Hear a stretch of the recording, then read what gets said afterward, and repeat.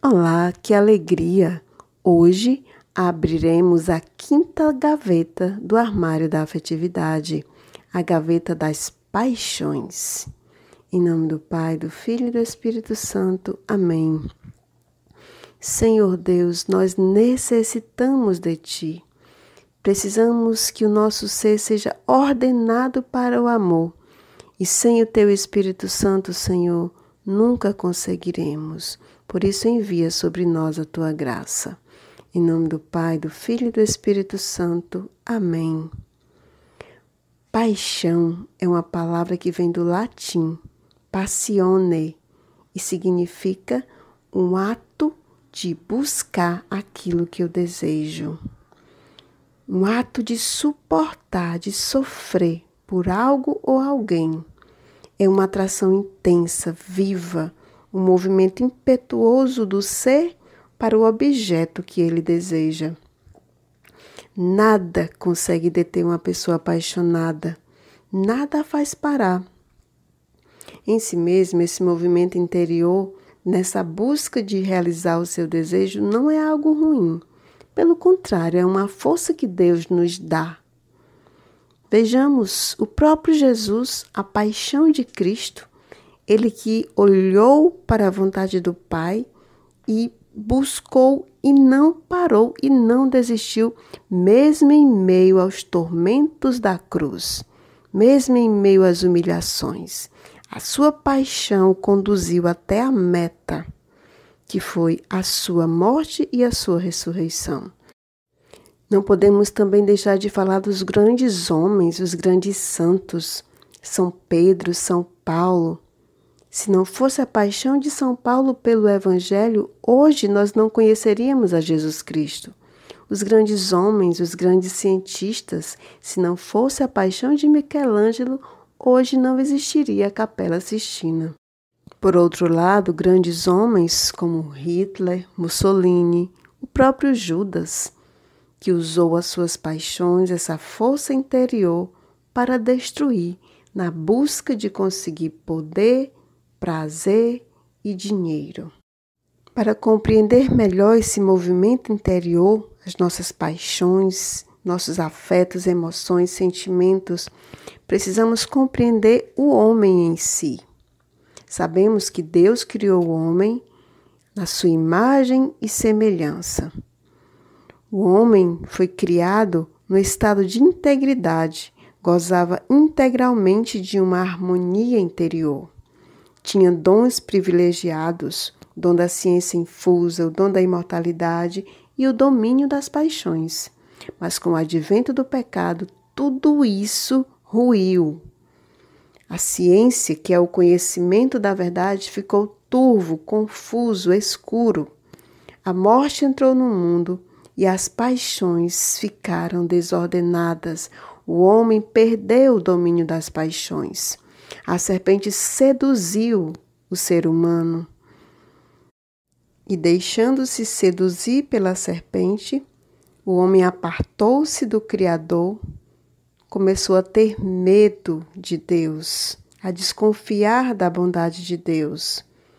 A desordem entrou no mundo, a visão do homem acerca de Deus ficou turva e, não conseguindo mais ver Deus como seu maior bem, como seu bem supremo, o homem passou a procurar as criaturas ao invés do Criador, chamando de bem aquilo que é mal e mal aquilo que era bem.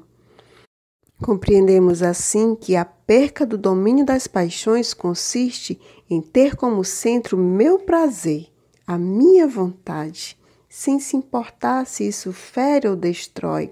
Tirei Deus do centro, então quem ficou no centro foi eu mesmo. Eu torno-me Deus de mim mesmo. E assim fico cego. Não consigo me importar com o outro, com o que ele pensa. Seja pai, seja mãe, seja alguém que me ama. Sou dominado pelos meus vícios. E quando eu menos perceber essa desordem, essa erva daninha, essa paixão desordenada, pode estar entrando em todos os campos da minha vida. Na minha profissão, por exemplo, se eu desejo subir de cargo, se eu desejo algo dentro da minha empresa, eu posso muitas vezes me pegar mentindo, roubando, destruindo a imagem do meu colega, para que assim eu possa ganhar a confiança do meu chefe. Como político, eu posso comprar voto ou até mesmo me vender por alguma coisa, entrar na onda da corrupção. Não são só os grandes políticos que se corrompem, nós também podemos nos corromper. Somos pecadores, mas não podemos ser corruptos, já diz o nosso Santo Padre, o Papa Francisco. Uma das coisas que mais nos causa dor é o amor não correspondido. E uma das grandes metas que move o ser humano é encontrar a pessoa amada. E muitas vezes, levada por esse sentimento, levado por esse desejo, por medo da solidão, ou simplesmente porque estamos carentes, eu me agarro a qualquer pessoa que aparece na minha frente, a qualquer pessoa que se interesse por mim. Detalhe, mesmo que essa pessoa já seja comprometida, mesmo que essa pessoa já seja casada, levado por minhas paixões, continuo esse relacionamento sem me importar se isso vai destruir uma família. Outra consequência desastrosa das paixões desordenadas é a cegueira profunda interior. Uma cegueira que não consegue me fazer enxergar a mim mesma, me valorizar, me dar o real valor, amar a mim mesma. E assim vou me entregando a relacionamentos doentios, abusivos. Me torno dependente afetiva a ponto de querer morrer caso o relacionamento termine.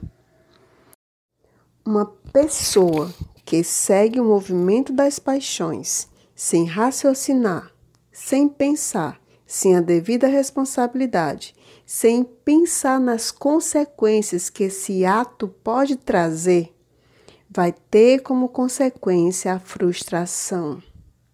Se frustra porque buscou, lutou, tentou de todas as formas e muitas vezes não consegue aquele emprego, não consegue aquele concurso, não conseguiu aquela pessoa desejada, não conseguiu a valorização esperada. Se frustra até mesmo porque aquilo que tanto lutou, tanto tentou, não é o que esperava. Se eu sou uma pessoa apegada à minha vontade, dominada por meus desejos, ou se sou uma pessoa perfeccionista, facilmente eu posso me frustrar, me desiludir, porque as coisas nem sempre vão sair como eu quero. E as pessoas eu não posso manipular. Preciso muito usar a minha inteligência nessa hora, para que as frustrações, os fracassos não me tornem uma pessoa amarga, cansada, sem forças, sem esperança. E se por acaso eu me percebo assim, você se percebe assim, a cruz de Cristo é a resposta. A paixão do nosso Senhor Jesus Cristo é a nossa resposta. Precisamos buscá-lo em oração. E em oração deixar que Ele forme, ordene as nossas emoções, os nossos sentimentos, os nossos afetos e a nossa paixão. As nossas paixões desordenadas ganham força para o bem diante daquele que é o sumo bem. Preciso me perguntar, qual o bem que eu persigo? A minha paixão, aquilo que eu trago em mim, vale a pena lutar por ela? Deus é o meu bem superior e supremo? Ou faço dele um objeto? Busco para que ele realize minhas vontades? Preciso ser humilde e ousar perguntar, qual tua vontade, Senhor? Quando eu busco saber, ouvir a vontade de Deus, as frustrações que é uma ação frustrada, passa-se a ser uma ação acertada. Os fracassos passa a ser vitória. O cansaço torna-se força e a tristeza torna-se alegria. Olhemos para os discípulos. Eles estavam frustrados e cansados porque tinham passado a noite inteira tentando pescar e não conseguiam. Mas Jesus apareceu e disse: joga a rede para o outro lado. E mesmo sem acreditar, lançaram a rede e o milagre aconteceu. Rezando por vocês, Deus me inspirou essa parábola. Certa criança, que teve a sua cidade invadida logo que nasceu, foi levada cativa pelos seus invasores, tornou-se escrava e foi forçada a mendigar para enriquecer os seus senhores. Quando ela completou 12 anos, saindo a mendigar, foi assaltada por malfeitores que, sem piedade nenhuma, feriram tal criança e, no ato de covardia, arrancaram tudo o que ela tinha, inclusive uma faixa que ela sempre usava na cabeça para esconder uma cicatriz, uma chaga, uma marca de nascença que ela trazia em sua fronte. Ela escondia tal chaga porque considerava uma deformação. Sem forças, ela caiu chorando, de dor, de fome, de sede e até de vergonha, porque aquela marca ficou exposta. Estando só e já sem força, sem esperança, avistou uma carruagem, porém nada fez, não se moveu. Ela se considerava uma pessoa totalmente sem valor. Porém, a carruagem parou e, para a surpresa da garota, o próprio rei desceu e se compadeceu, erguendo-a do chão. E quando o rei a olhou de perto, foi tomado de espanto e surpresa.